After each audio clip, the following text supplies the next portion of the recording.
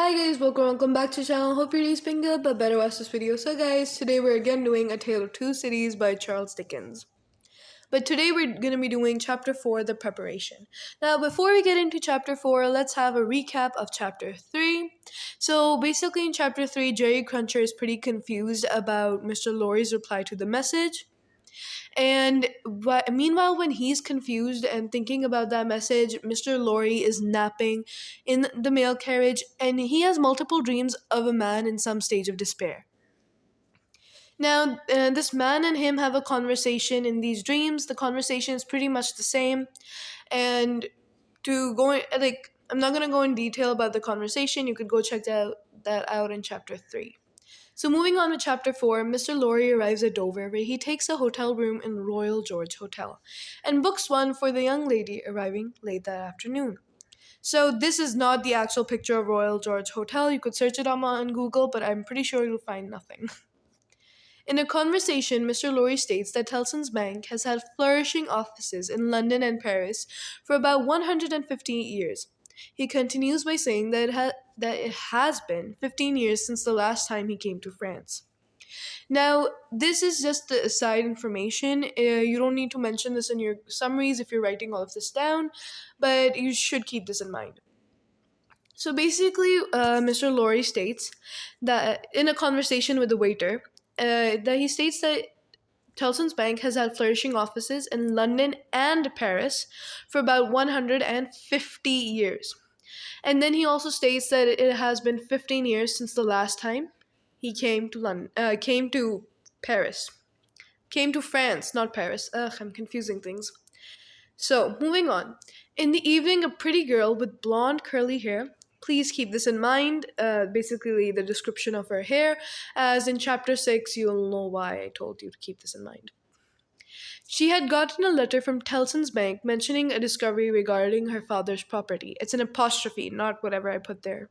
And advising to meet with the representative, Mr. Lorry. So she had blonde curly hair. Kindly ignore this image. I just liked this girl's sketch, so I used it. Anyways, we get to know that the girl, whose name is Lucie, has blonde curly hair, and she arrives from London.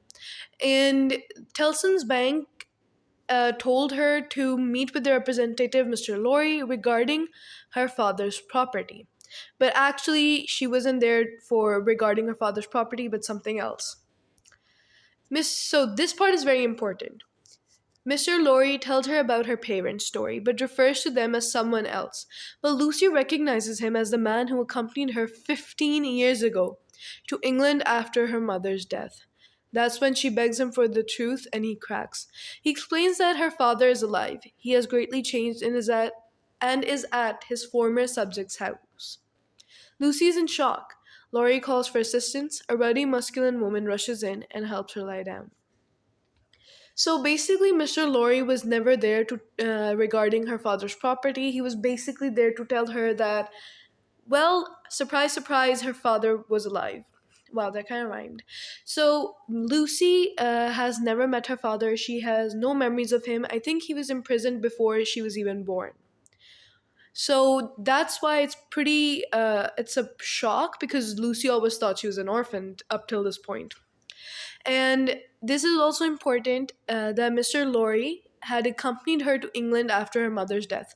And you see, he accompanied her to England 15 years ago and he stayed there. Like last time he mentioned that he hadn't been to France for 15 years. So that means the last trip, the time he went from France to England was 15 years ago. And at that time, he had accompanied Lucy to England. If that's confusing, I'm sorry, but meh. So that's when she recognizes him as that man, she then that's when she begs him for the truth. And Mr. Lorry tells her that he's actually talking about her father and that he is alive and that he is at his former servant's house. So of course Lucy is shocked. It's like she thought she was an orphan for almost 15 years now, but now she gets to know that her father is alive, a person she's never met. She doesn't know how to feel about this.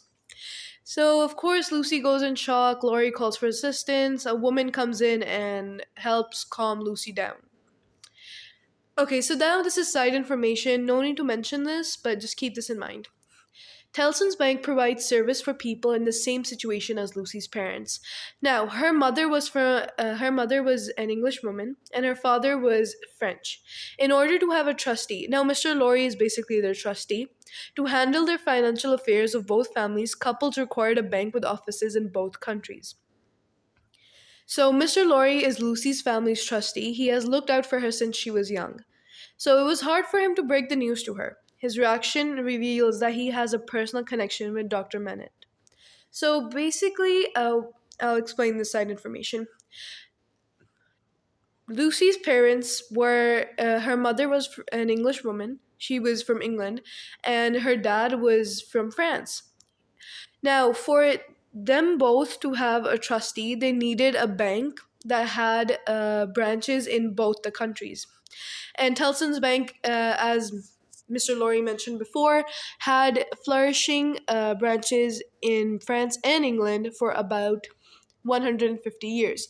So for these type of couples, which one individual is from England and one is from France, they basically need a bank which has branches has offices in both countries if they for them to have a trustee to handle their financial affairs, if that makes sense.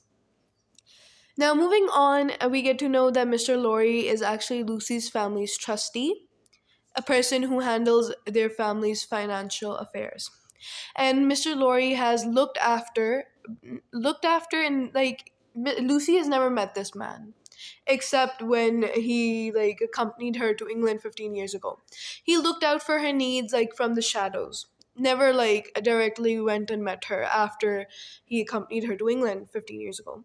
And as you can see, it was pretty hard for him to break the news to her that her father was alive. So if you were a random stranger and you never knew that girl, it would be pretty easy to tell her that, oh, your father's still alive. But for him, it was kind of hard to break that news to her. And this reaction reveals that he has a personal relationship with Dr. Manette. Maybe they were friends, maybe they were, I don't know, I think they were friends or something, which we're going to be discovering later on in the book. But that's all for this video. It was kind of confusing, but I hope you guys understand. Thanks for watching, and go follow me on my Instagram and for more content. I haven't posted for a long time, but still. So see you all next time. Bye.